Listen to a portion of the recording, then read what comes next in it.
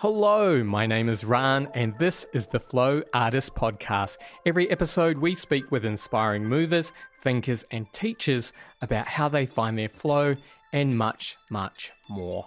My co-host Joe Stewart and I would like to honour the elders of the wisdom traditions of yoga that originate in India. We also wish to honour the traditional custodians of the land where this podcast is recorded, the Wurundjeri people of the Kulin Nation. I hope you're well. Things are starting to open back up in Melbourne, and we've been getting into the swing of teaching yoga classes again at our studio Garden of Yoga. No, that wasn't an aerial yoga related pun.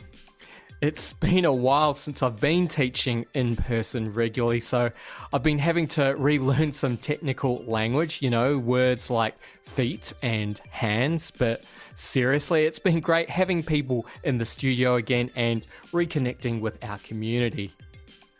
So our guest this week is Divya Kohli. Divya is a yoga teacher based in London and is the author of the book Finding Peace in Difficult Times, Grounding Techniques for Inner Calm. These are obviously difficult times for many, so Divya's book is timely indeed. As you'll hear in our conversation, Divya has lived a varied and exciting life, including spending many years as a newspaper journalist after earning her Masters in English Literature from Cambridge University. It's a great conversation, but before that, as I said, we're now open for in-person classes at Garden of Yoga. So if you'd like to experience a class with us, you can now. Just go to gardenofyoga.com.au to learn more. This episode was brought to you by our sponsor, Yoga Australia, registering teachers and training courses to ensure that everyone in Australia has access to quality yoga teachers. All right, that's enough from me. Let's get into our conversation with Divya. All right, Divya, so good to finally get the chance to speak with you. It's so great to have you on the podcast. Perhaps we could start with you just telling us a little bit about your background and where you grew up. Sure, and thank you very much for having me on. You have wonderful guests, so I'm really quite honoured, so thank you. Okay, so background and growing up. Well, we're looking back a bit and quite a few years to cover, so do interrupt if it feels like the hours are passing and there's quite a lot of detail. I'll try and make it relevant, but if I get off track, just pull me back in. So I'm speaking to you from London, which is where I spent most of my life, but I was not born here, and I was born in India, in the capital, in New Delhi. Of course, I can't remember that moment, but I do feel it in the bones, as I'm sure many people do. So beyond just the sort of thoughts about coming from a different place, I've always felt it. There's something in the body of, well, usually actually when I just go outside and the English weather tells me that, this wasn't my first choice. But anyway, so I was born in India, but actually my parents had already been in the UK for quite a while. So it was a little bit of a detour that they did. Their story is fascinating, and I could talk to you all day about that. But let's just put it like this. So my my father certainly had been in the UK for quite a while in the 60s, and I think he had a lovely time. Yeah, we'll leave it at that bit. And then come the 70s, interestingly, there's changes, and from what I can discern and what I've heard and read, the UK in the 70s was it was a bit of a grim place, actually, on all accounts. So economically, socially, there was smog. It was all happening. I think we had these patches of work and in general as a country. And so it was difficult. And it was then that my father was actually feeling challenged in his own personal life. And interestingly, he didn't encounter that in the 60s. And I so wish I had the time to ask him more about that. But I think when you're someone's kid, you don't think about asking these kind of vital questions that occur to you later. So he has now passed away, but that's definitely something I wished I'd asked him more about. But you pick up on it and you hear about things. And so that, drove my parents to think, do you know what, sod this. Let's go back to India and have a better life. And that's why ended up being born there. But we didn't stay there for long. I was hauled back again to London, and that was basically because I think my parents had anyway felt they were caught between these two cultural places, between two stools, as the proverb goes. And things weren't exactly easy in India either. My father's a very independent soul and felt quite stifled. So they came back, and my father set up a business here from scratch, from the living room type of thing. So I grew up in North London, Northwest London. My memories are generally good and fine. There's nothing sort of that stands out, but I do, a bit like having this sense in my body of always being from somewhere else. I do recall from very young age always feeling outside of things. And I'm sure this is a very common sensation or energy that many people feel when they are somewhere where either they weren't born or if they've moved around. So there is that, but I did feel it from more than, well, I didn't even feel that because I looked different, skin color or cultural difference. Growing up, there was all that kind of in the home. There was certain ways of being, and then outside different ways. But that wasn't it, and it's perhaps as an adult that I realized what it was, and it was probably something a bit more spiritual, if I can put it like that. Always, so it always being on the outside and looking at things from that perspective, that feeling was always there, and it wasn't problematic because I know from what your interests are, both of you, and the things that you've covered, certainly in recent podcasts, the challenges of whether it's integration or not, or when your work life or just in your own life, dealing with different cultures and just difference in general. That was there, but it wasn't problematic. It was interesting, if anything, and it continued. I mean, I like any kid, you do the school thing, the college thing, did what I needed to do, but I sort of internally never really felt part of any system or tribe or group at school. And then in my early teens, quite early, I got very interested in news events and in particular in foreign news. And I know that you both know that I was, before being a yoga teacher, I was a journalist, and the seeds were there. That maybe relates to just having this interest in what's going on around you and almost having a little bit of that perspective because you're not feeling part of something and you can look at it in a certain way. But I think also, so we're coming up to the 80s now, pre-internet people. Well, in the 80s, certainly in the UK, TV's big, that's kind of like your own only entertainment, and the news was a feature in our household. My father would always watch the morning news, the evening news, so it was on and it was there. And in the 80s in the UK, there was, well, there's always a lot going on, so I can't say there was especially a lot going on in the world then. But we had some quite major events. We had like the Falklands War, that was a big deal here. It's certainly news coverage, the Iran-Iraq War, what else? There was ongoing big events going on in Israel. Oh, and then we had the Northern Ireland troubles. So that was very prevalent in the ether and talked about. This is all in the decade of the 80s. There's a Libyan bombing, and then, oh yeah, the Tiananmen Square protest. So, big events. I was curious and very much taken by these things. And meanwhile, my friends are like having sleepovers and dancing to Wham and all of this. And so I wasn't that kid. And so, yeah, the news and the news being on the telly, I realize now why I mentioned that. So I'd watch these events, and there was just some part of me that thought, oh, I think one day I should investigate these things. And that was where the idea of being a journalist came about. And in that time, there was this one lady on the news, Kate Adie. I don't know if that will mean anything to Aussies or Kiwis, but she's quite a figurehead in the UK because she was the first woman to report on the front line. Now, I can't say in the world, but certainly from the UK, the first female to report actually on a front line of a war. So I was smitten by her. I thought she was the best. And I'd took out notepaper and pen and wrote her a letter. And it was, I just sent it to the TV company. I don't even think I had the postcode. I just put her name and then the TV company. The good old postal service somehow got it to her. And I did get a reply, which was very sweet. And she invited me to spend a day with her in the TV. Wow. Yeah, how cool is that?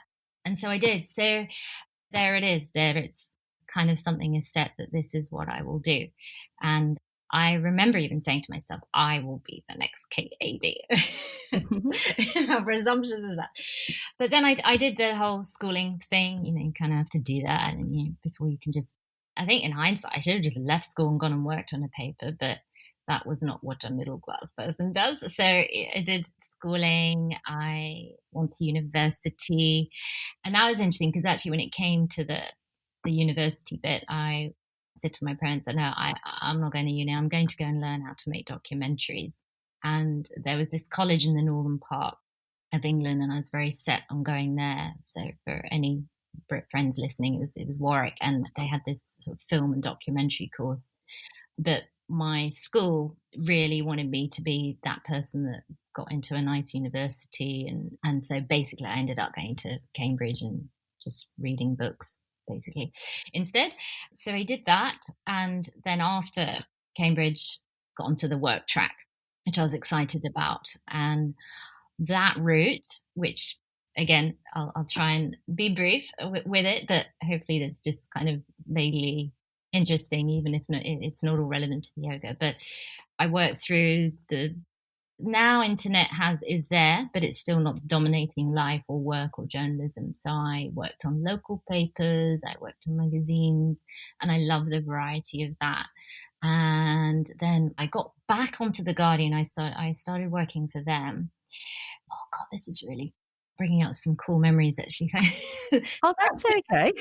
Was there a moment when you kind of realised that journalism wasn't where your heart was anymore and you kind of changed direction into the yoga and the meditation? Yeah. So thank you. Yeah, we can zip up to that now. So I had got in my own imagination here up to the mid 90s. And yeah, probably good we kind of fast forward that because that was hedonistic. Shall we just call it? Yeah, good times, working by day and certainly partying by night. So then we get towards the latter part of the 90s. Okay, the yoga bit. This is definitely relevant to you and your podcast. So I'm doing the journalism thing. I'm back in London now because I'd spent some time outside of London doing some reporting, but I'm back here. And I was coming home from work. It's summer. I remember it like yesterday, a nice warm sunny day. And I walked past the local pub where I was flat sharing at the time. And it was quite a legendary pub. This is like a music venue place and quite bustling and thriving. Now, outside this pub, there was about 3 or 4 people just standing there with yoga mats under their arms. And yoga hadn't yet become a thing. It was still on the sidelines, if I can put it like that. So just being this nosy, annoying journalist, and I was curious as to why they were standing out beside the pub. In fact, I even said, "What's that?" to their yoga mat. I didn't even know what it was. And they told me. I said, "What are you doing here?" Just queuing outside the Powers pub. And they said, "Oh, there's a yoga class upstairs tonight." I was like, "Oh, a yoga class, on the first floor." At the pub? Yeah, above the pub. So basically it was a room. I don't know what it's like where you are, but certainly in those days, like yoga teachers, wherever you could find a room to rent, right, you just grab it and put on a class. So that's what was going on there. So I was like, okay. And then they said, "Oh, you should join." It was very nice of them to think of that. And I said, "No, I don't do that. I don't even exercise. I can't even remember the last time I exercised. I don't even run for a bus." And they're like, no, it's really nice. It's not exercise. You'll like it. And, they persuaded me. I think I was also curious. And this girl, she lent me some jogging pants. Of course, you can't do that nowadays on Corona. But anyway, yeah. And we were squashed in that room. It was a small room and we were mat to mat. So I had one of those experiences I've since gathered many people do. By the way, if you're not into yoga yet and you hear this and you don't have this experience, it doesn't matter. It's not prerequisite. But I had that experience of maybe 20 minutes into this class. I felt happy. So, and it was a happy that I hadn't felt maybe ever before. It wasn't like jumping up and down happy. It was like warm just inside, and I felt good. The teacher of that class, so she was elderly, but she was amazing. So, and she's smaller than me, and I'm small, by the way, in this black leotard. She was in her 70s, like this blonde bob, leotard and black leggings, and she was cool. And it was a very, very kind of simple, straightforward class, but I think within that was what she embodied, which was just this, equanimity, I suppose you'd call it. After that first class, I was quite taken by it, and I basically developed a home practice from that day on. I went home and I scribbled down what I could remember we did, and I did it the next morning, and then I had to wait for the next week's class. And I went to her class for about 2 years. Meanwhile, I'm doing the journalism thing and life thing, but that was my thing. And in fact, a week later, I also went and bought these 2 yoga books, and I just copied everything in it at home, every day. And I just had this morning practice, and then I do whatever I needed to do. So that went on for about a couple of years. So the yoga came in at that point, still the journalist, whatever, and doing all of that. And then a few years of that, so it was in my late 20s. That's when everything went poof, but a bit more explosive than that. So probably no coincidence, things all happening at once. So relationship and long-term relationship ending, not feeling well, questioning who I am, what's going on, questioning the media industry itself. So my paper had just gone digital now. And beauty of hindsight, I can join those dots together. But at the time you don't, it's just all these different things happening. And it kind of like pulled me down into a vortex. It felt like that. And I was on the very edge of burnout. I knew that. And I didn't know what to do.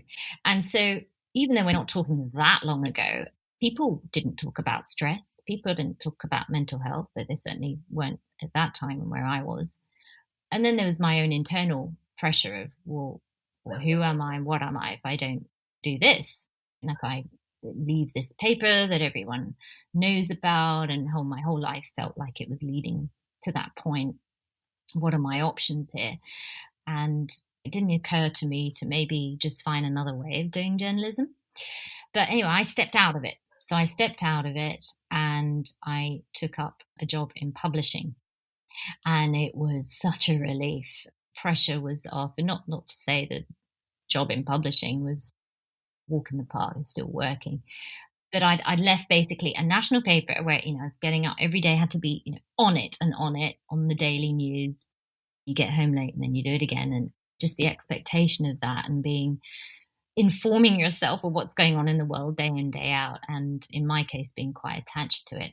So, which is why to this day, by the way, I have such respect for newspaper journalists. I know they get bad press, no pun intended, and people hate the media, but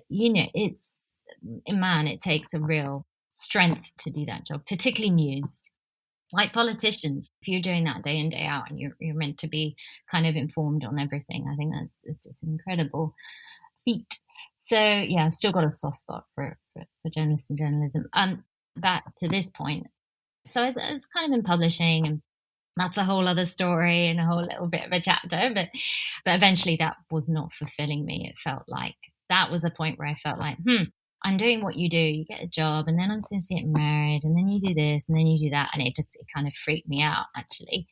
And so I abandoned that. And then I went into charity work. So I thought, okay, I'll find my purpose, and I'll be doing something meaningful in the world again, and da-da-da. And still that wasn't quite cutting it.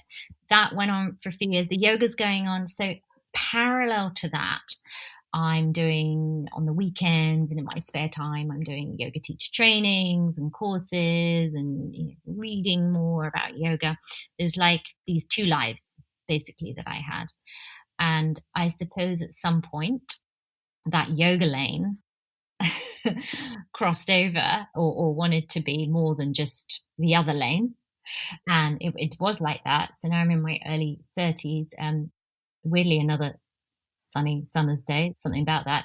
And I'm walking home different place now, actually, where I'm living. But and I've got this job in the charity sector.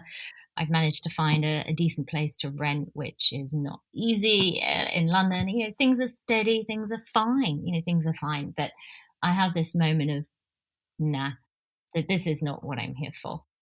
And I ended up going to India. So with all that, yeah, there's a long. I'm totally editing and abridging that, because that's the whole story of how I went from that to that, and all the inner questions. And the reason I went to India was not the kind of, because that's what you do now, you know, or to go and train. And it wasn't even because I'm Indian. The reason, very, very practical, is because I know you might like this kind of detail. I wanted to do a yoga training that was long and intense and immersive, and I couldn't find one. I'd done a part-time British Wheel of Yoga, which is like an established training body here, on the weekends, but I really wanted to do something very immersive, and the only things I could find were a month long, and maybe not the kind of philosophy or all of that coming into it. I couldn't find that. The only course I could find at that time that offered that happened to be in India. So that was the thing. If it was somewhere else, I would have gone there. So it wasn't that, oh, it's in India and, you know, I'd love to go to India. It was a 6-month course, actually, full time, you know, residential and all of that. So I was like, yeah, I knew that. Oh, which ashram was it at? Or was it at an ashram? No, it wasn't. And yeah, so this place has had incarnations. So at that time, it's called Yoga India, great name, I'll share, because it's changed now. It's become quite a swish outfit, sadly, although good for them. So they're now they're still called Yoga India, and they're in Mysore, but not the Ashtanga Institute, but in the same town as the Ashtanga Institute. So basically, this clever guy, he'd won yoga competitions, the founder of it, which I don't believe. I think I've seen him on the internet, like the other big training centre in Mysore. Right. But in my time, okay, so he had a website and everything. And I hadn't been there before, and I didn't know about it. This is when I came to go there. He had and all of this, and we'd had some email back and forth. So basically, I'd left my job, my home, and everything I knew, and plowed all my money to go and do this thing. It was a case of that, and not knowing what I'd come back to. As I was saying, it's a longer story, but basically, so I got there, months of planning, and I know in the bigger picture, it's no big deal. Whatever, you leave a job and you go to the other side of the world, it's no big deal. But you know, when it's your own life and you're young, it feels like, oh my God, what am I doing?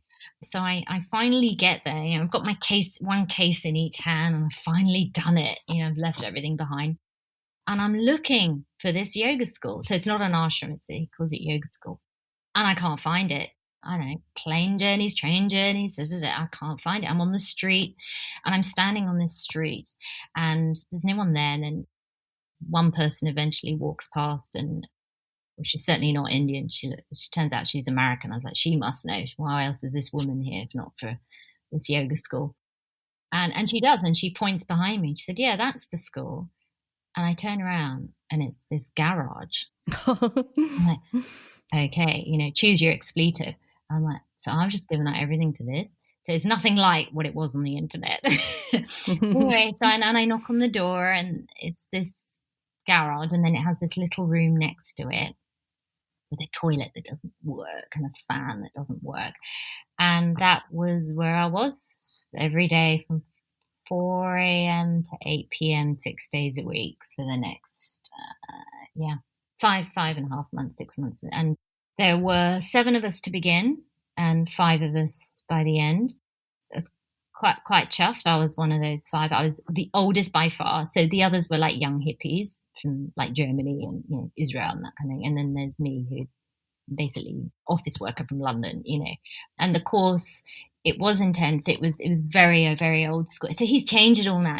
It's all very modernized and European. So it's got big studios, and he does 1 month long teacher trainings now and all of that. And that's fine. I get that. He's doing very, very well. So none of this is to discredit that or even to discredit what I did. But There's lots to say about my time in India. I've got a question for you that I'm really interested in.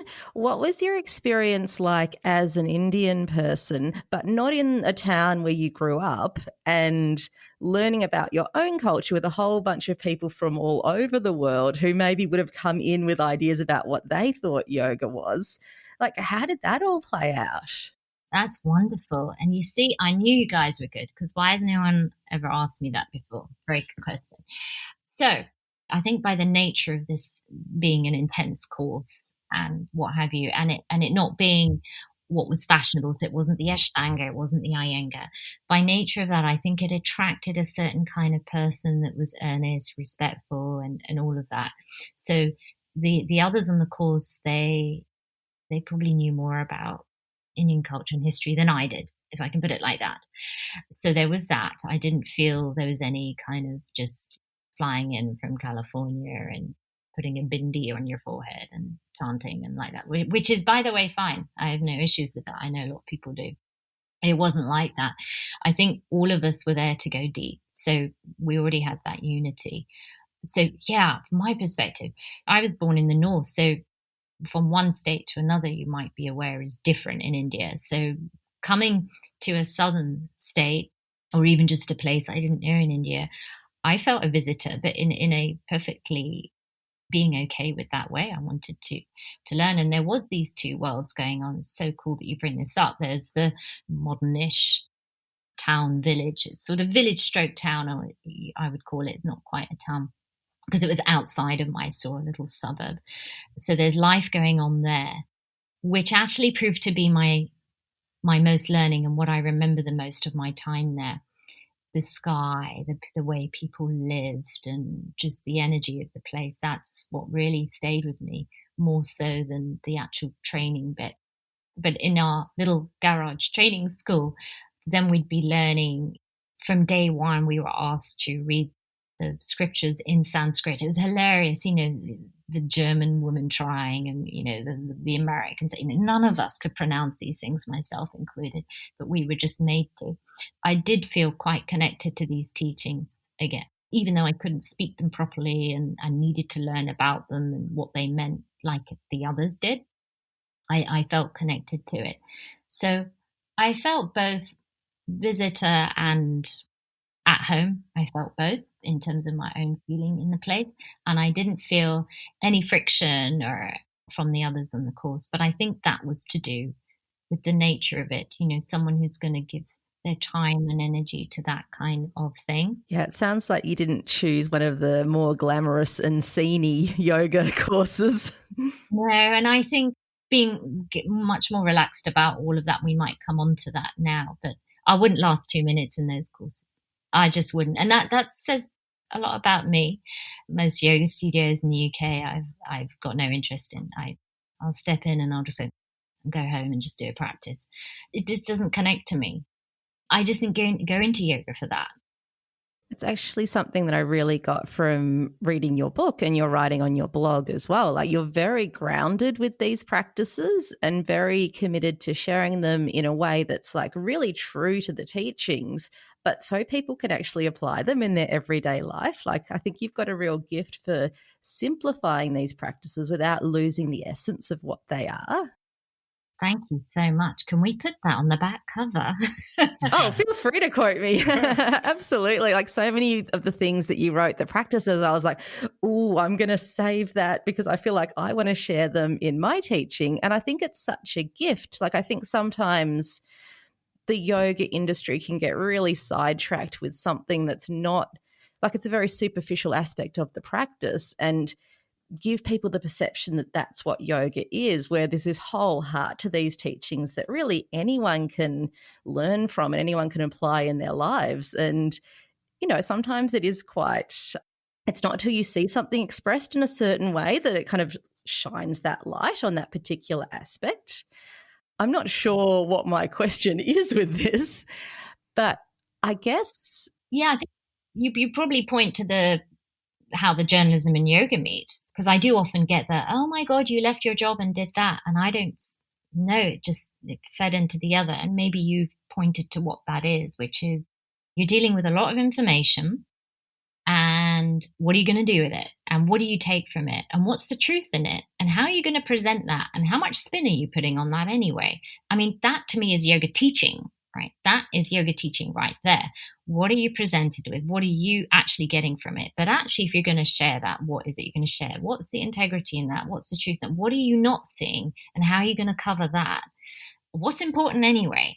That to me was journalism. To me, that's yoga teaching as well. So, and hopefully as a student as well, those are the questions that I think, first you go into yoga for what you need and how it makes you feel, because we're human beings. Why would we do anything otherwise? We're not feeling or getting something from it.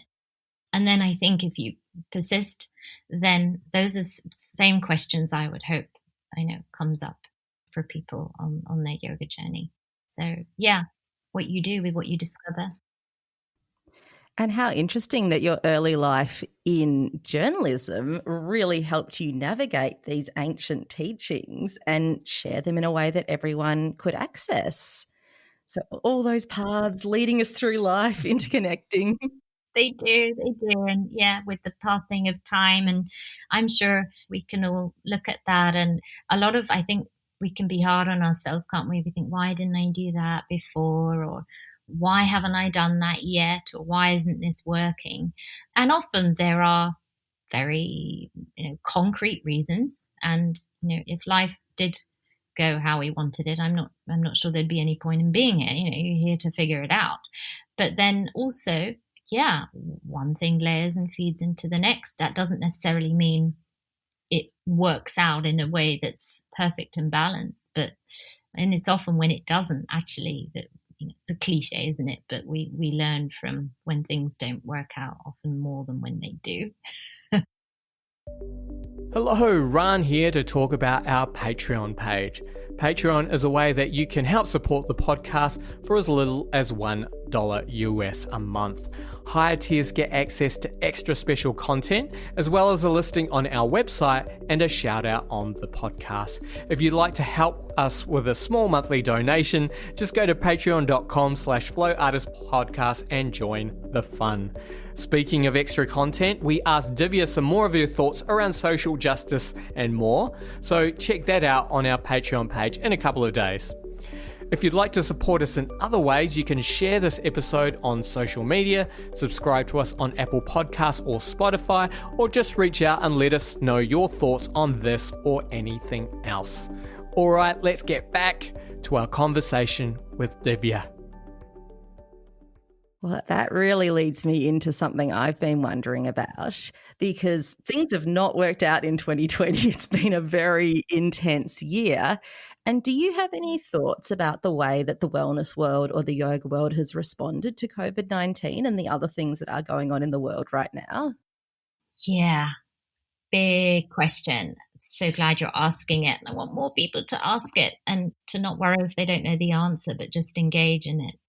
So you say wellness. Okay, so are we saying yoga within that, just wellness in general, how it's responded to? Actually, can I read something from your blog that I really loved? Sure. So here's the thing. All the yoga, spiritual practice and work on oneself that anyone can or might do does not make you immune to the events of the world.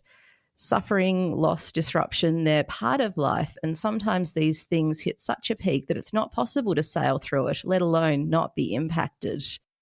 And a healthy diet and fit body and lots of money do not protect you from the injustices that occur in this world. And even if it might seem like a fortress of defense. So something that I've noticed online is a lot of these practices seem to be directed about personal wellness and personal well-being, and I see that in the yoga field and in related kind of discourse.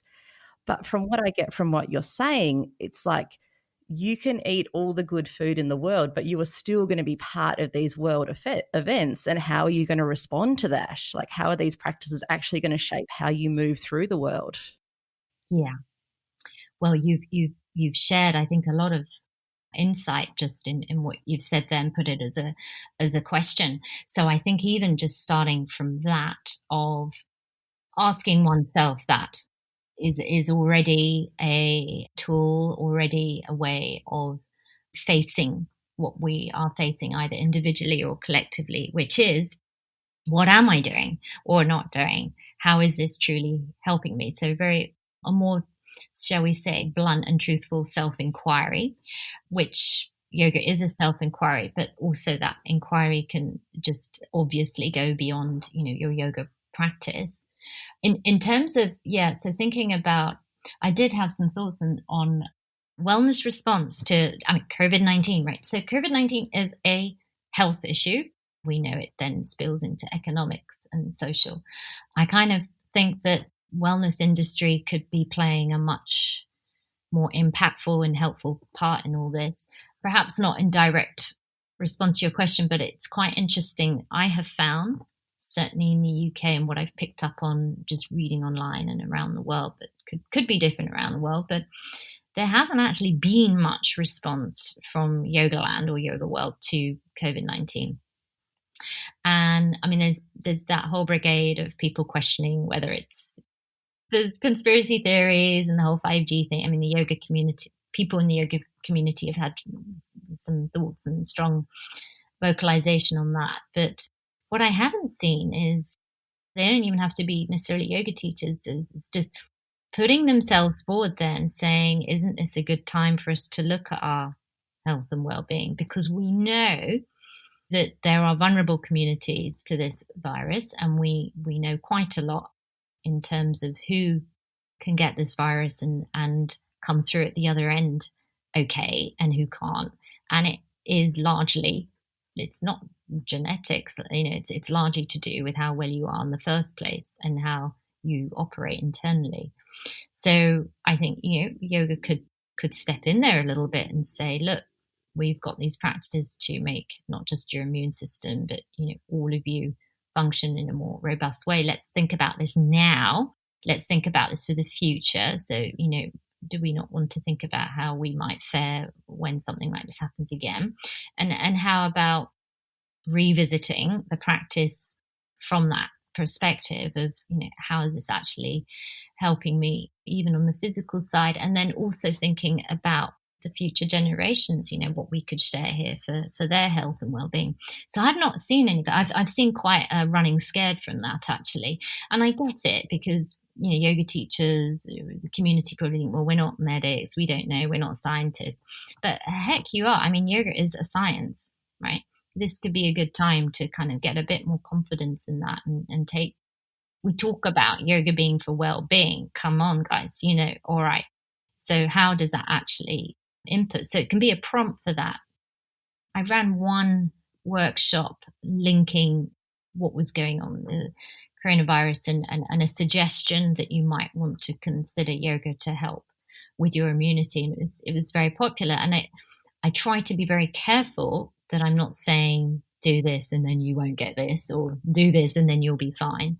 So that's up to us as teachers how we approach that. And I think we grow from not just making these, silly generalizations, but at the same time, I made myself do it on purpose, because it's like, well, how long have we succumbed to all these articles online and in magazines or memes saying, yoga does this, and now you've all gone quiet.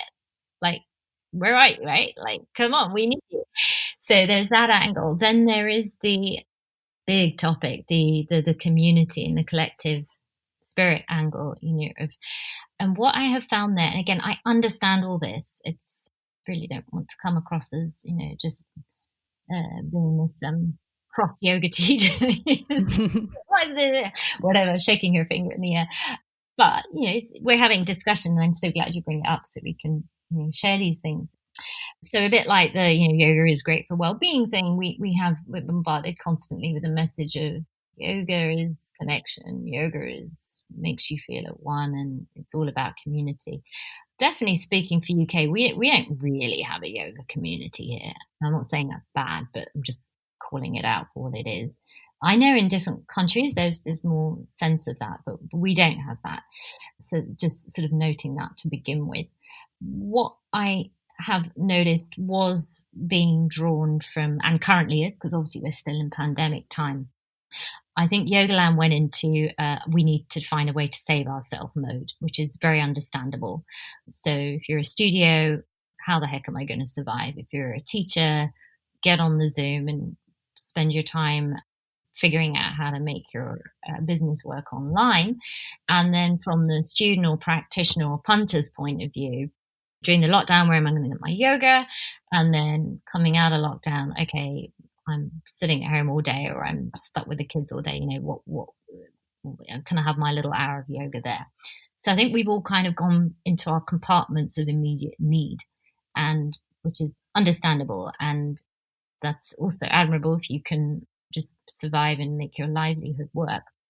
But I think something got lost there, or is getting lost there. Let's maybe not put it in past tense. Everything is still possible.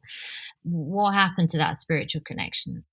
What happened to that collectivity? What happened to, I didn't see anyone talk about karma yoga, or how can maybe as a yoga community we go out there and help the vulnerable, the elderly, the people who are sick, or how can we, yes, there was if you're an NHS worker, you can get your discount or do the class for free. So that's good, you know, but I think it was a little bit light, maybe, you know.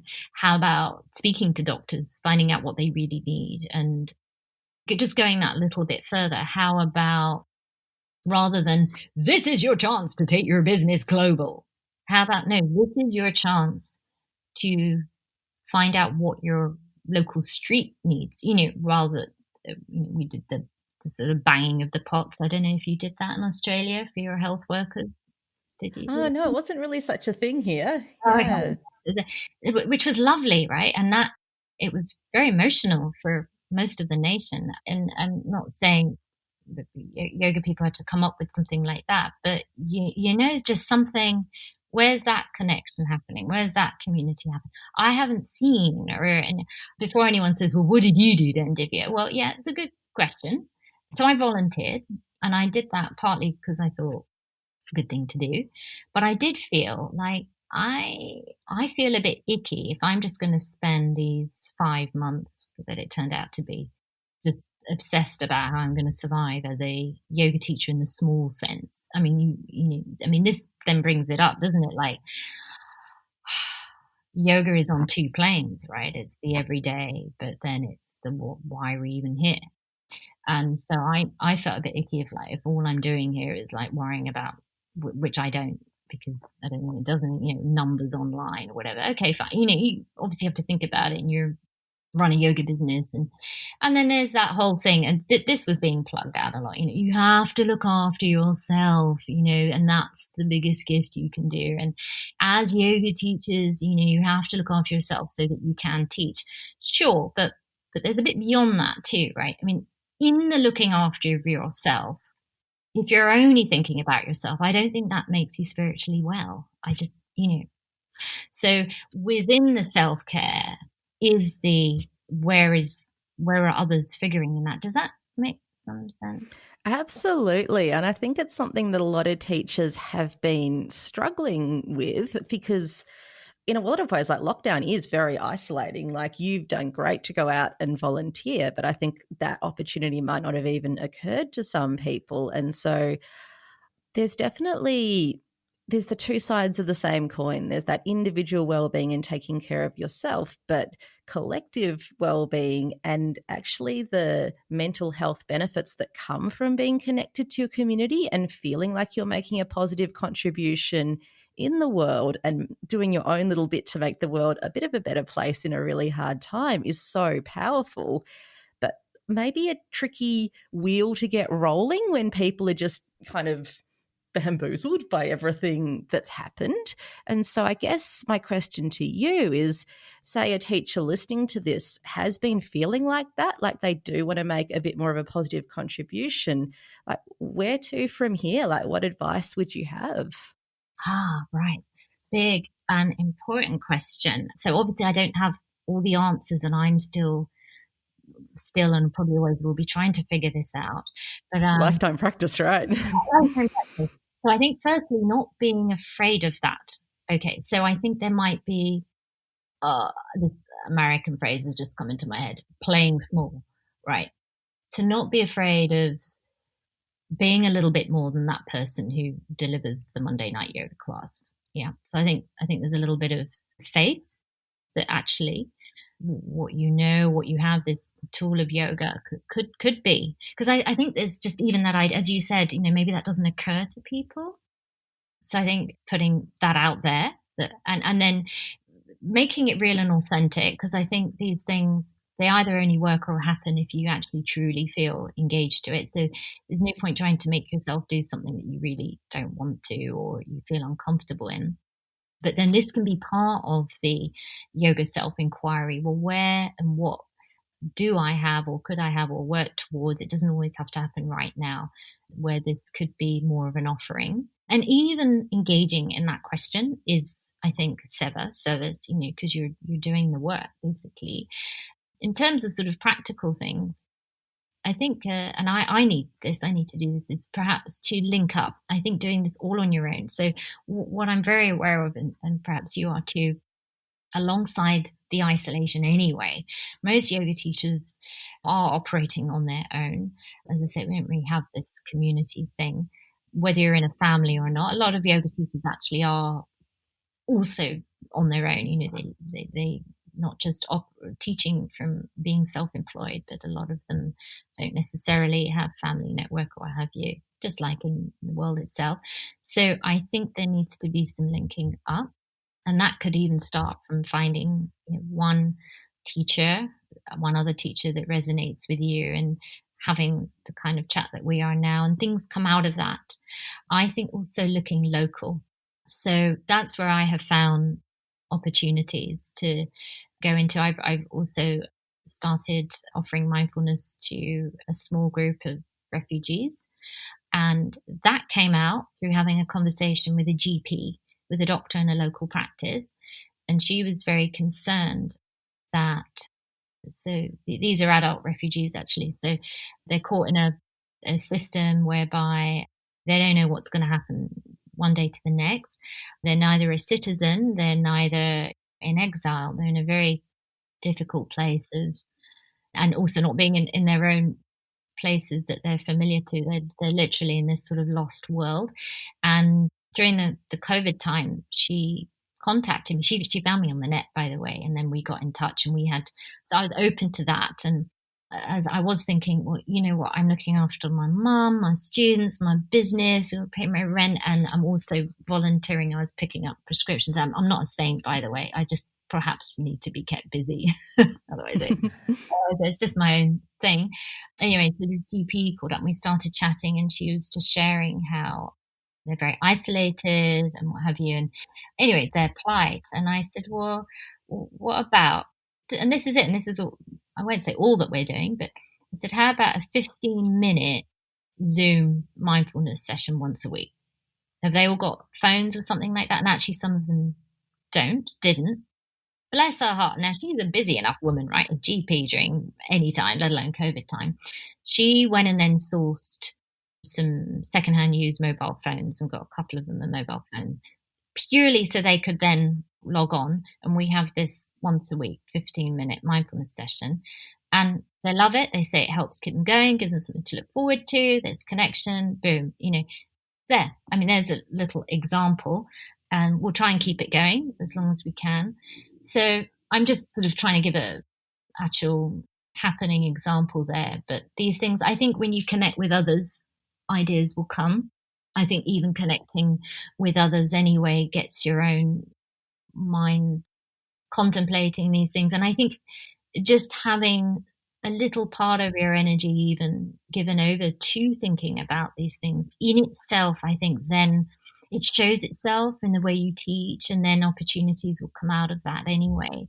Or your teaching becomes, perhaps, it takes on that flavor other than what you're doing on the mat. If you're thinking about, if you're interested, if you're putting yourself in the situation of opening up, in that quote that you read, about facing what's there, and this event that has, for many of us, we don't even know yet, it's too soon, we're still in it, seeing what the impact is. Really stepping into that, yes, in your own body and mind, but also allowing for a little bit of space of how that might be impacting others. I think if you're already in that mind space, it will come through. That's really great advice. Thank you. Absolutely. So maybe to change the topic a little bit, would you like to tell us about your book and perhaps your motivations behind writing it? Sure. Okay. Short version. So I do love writing, as I think it does for many of us. It's a way that I can distill thoughts, try and find meaning by putting things on the page and then finding my way through it that way. So the writing has always been there in my life in some form.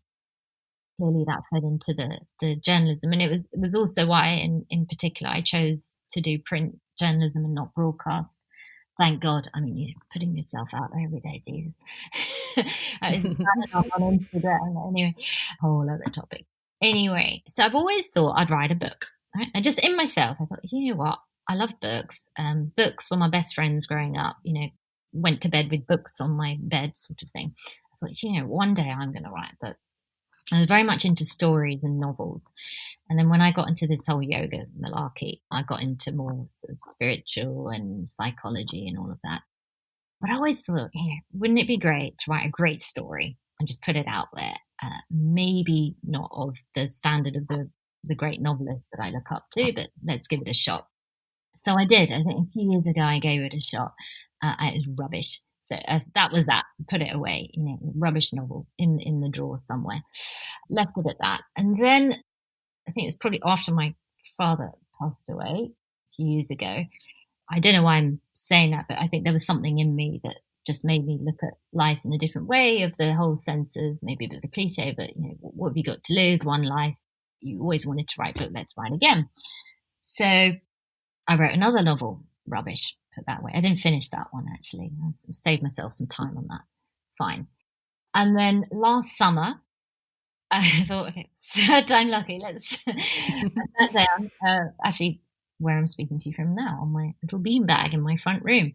I thought, actually, I had an idea for a great story this time. I was like, this story has come to me. And I sat down to write this great story, and something else came out. What came out was these things that I learned through my teaching and things that I was doing in my own life that just supported my mental health. Let's put it that way. And as I sat down, I saw around me in my room, I've got lots of notebooks and notepads and pieces of paper and files. And what's in them are notes that I've kept through my yoga teaching over the last 16 years or so. And I thought, they're just sitting there, in these notebooks. So basically I went through them, and then I contemplated highlights, shall we say, of change that I'd seen in students and clients. And it just started coming together as this compendium of, things that just help you in your daily life feel better from the inside out. That led to this book, Finding Peace in Difficult Times, which was not the original title.